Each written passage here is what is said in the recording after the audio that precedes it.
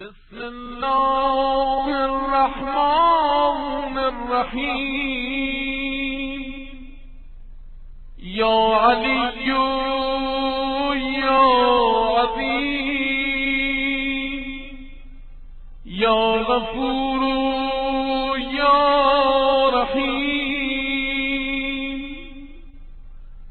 انت رب العظیم الذي ليس كمثله شيء وهو السميع البصير. وهذا شهر عظمته وكرمته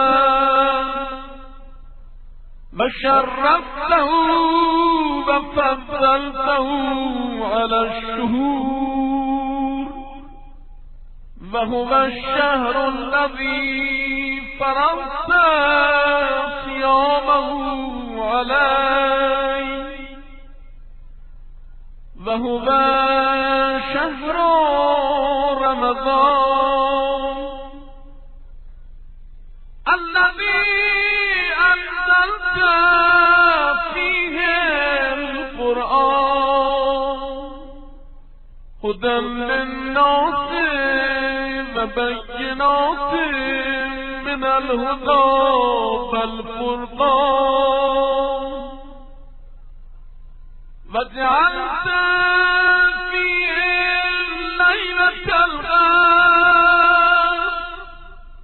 وجعلتهم خيرا من 1000 شهر.